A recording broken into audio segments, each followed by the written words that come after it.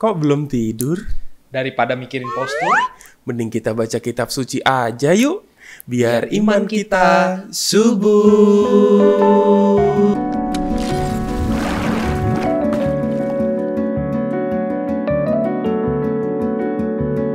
Bapak, Ibu, dan saudara-saudari yang terkasih, mari kita mendengarkan Injil untuk esok hari, peringatan Santo Maximilianus Maria Kolbe, Imam dan Martir.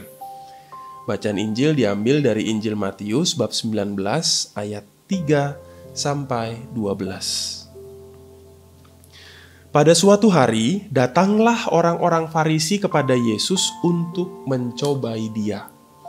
Mereka bertanya, apakah diperbolehkan orang menceraikan istrinya dengan alasan apa saja?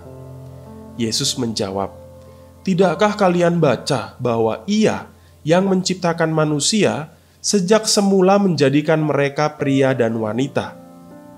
Dan Ia bersabda, sebab itu pria akan meninggalkan ayah dan ibunya dan bersatu dengan istrinya, sehingga keduanya itu menjadi satu daging.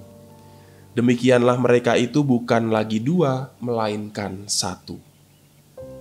Karena itu apa yang telah dipersatukan Allah tidak boleh diceraikan manusia. Kata mereka kepada Yesus, jika demikian mengapa Musa memerintahkan untuk memberi surat cerai jika orang menceraikan istrinya? Kata Yesus kepada mereka, karena ketegaran hatimu, Musa mengizinkan kalian menceraikan istrimu. Tetapi sejak semula tidaklah demikian. Tetapi aku berkata kepadamu, barang siapa menceraikan istrinya kecuali karena zina, lalu kawin dengan wanita lain, ia berbuat zina.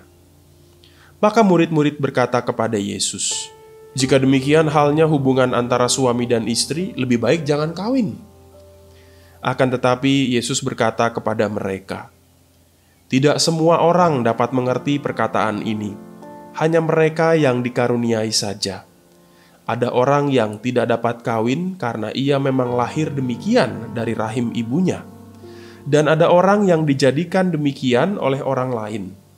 Dan ada orang yang membuat dirinya demikian karena kemauannya sendiri demi kerajaan surga.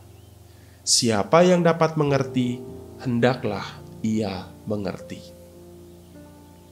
Demikianlah Injil Tuhan. terpujilah Kristus. Romo, Yes. iya. Ngomong kawin-kawin nih. Kawin, kita kan gak kawin. Nah, jadi ngomong tentang perkawinan, ngomong tentang perceraian. Betul. Kawin cerai. Terus kalau ditanya, kenapa Anda bercerai? Kami tidak cocok lagi. Bukannya dari awal ngomongnya. Iya. Ngomongnya belakangan. Merendahkan atau menurunkan sebuah nilai yang sebetulnya agung. Iya. Bahwa perkawinan itu tadi dalam bacaan Injil dikatakan sejak semula Allah menciptakan pria dan wanita untuk bersatu. Jadi kenapa perkawinan itu agung? Karena sejak semula Allah yang menghendaki terjadinya perkawinan. Ya kan? Kalau kita ingat dalam kitab Kejadian kan dikatakan Allah menciptakan Adam dan Hawa. Lalu Allah memberkati mereka dan beranak cuculah. Jangan dibalik-balik tuh, frater. Oh iya. Jangan Kalau dibalik gimana, Pak? Kalau dibalik. Beranak cuculah baru diberkati. Jangan. Jadi gitu. Jadi perkawinan sejak awal mulai memang sudah dikuduskan dan diagungkan bukan oleh kita, tetapi oleh Allah sendiri.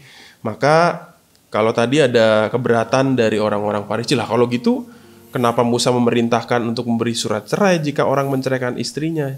Yesus bilang, karena ketegaran hatimu, karena hatimu itu keras, tegar batu, maka Musa mengizinkan. Tapi sejak semula tidaklah demikian. Maka dengan demikian, Yesus itu juga bertindak sebagai penggenapan hukum juga ya.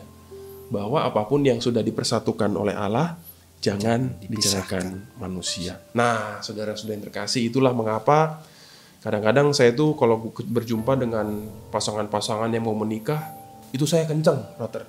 Apalagi kalau lagi penyelidikan kanonik, nanti frater ngalamin nih, kalau ngasih penyelidikan kanonik, mungkin buat pasangan-pasangan yang udah saya nikahkan berkati ya, saya kenceng saya. Saya lebih baik pasangan itu nggak jadi nikah daripada mereka dalam ketidakyakinan tetap memaksa untuk menikah. Daripada nanti ketika sudah menikah, lalu ya tadi mengatakan itu, kita nggak cocok Rom. Lah, gimana sih? Ini buat teman-teman muda ya. Pacaran itu jangan nonton bioskop doang. Iya, jangan nonton bioskop doang, makan doang, seneng kerjaannya malam ditraktir, minggu, naik motor kemana-mana. Iya, dan saya juga bilang frater buat pasangan-pasangan, kalau pacaran itu jangan cari yang baik-baiknya doang. Ya. Harusnya apa, Bang? Cari yang paling buruk dari pasangan kamu itu harus cari ya. Kalau dia lagi susah, bagaimana reaksinya, dia emosian apa enggak, dia maki-maki atau enggak. Kalau ada masalah, dia hadapi masalah atau kabur, itu kan kita bisa ngelihat gitu. Karena apa yang kita pacari, nanti kalau jadi suami istri yang sifatnya ya begitu-begitu juga. Gitu.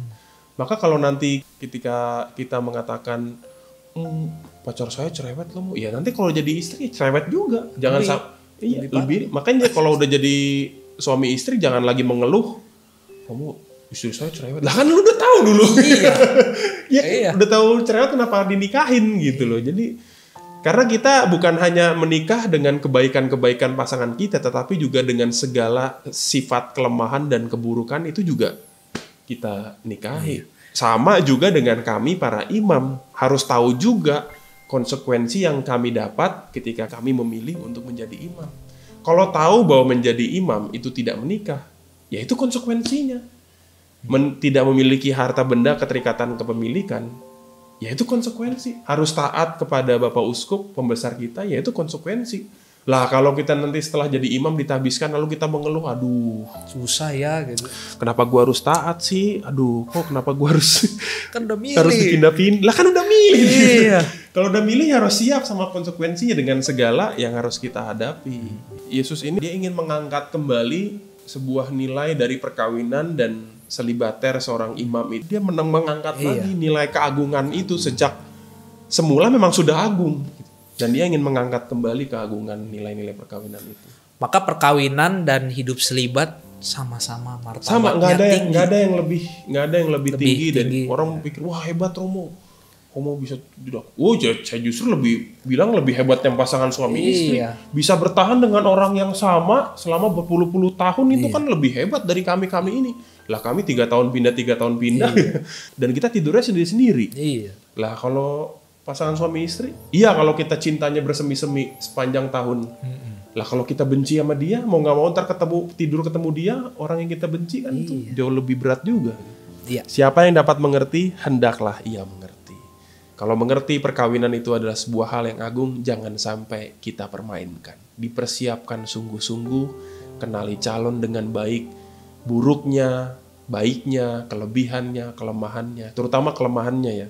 Dan saya oke ketika kita menyatakan, ya Romo saya siap untuk hidup bersama dengan keburukan orang itu. Ya nikahlah, sudah selesai. Maka dalam perjalanan hidup ini mau menikah, mau selibat, satu hal yang penting, kita harus berjalan bersama Kristus. Betul. Berjalan bersama Kristus dengan setia, dengan pasangan, bahkan bagi kami yang selibat, supaya hidup terus setia dalam jalan panggilan ini, bertekun dan terus melayani umat. Mari kita hening sejenak.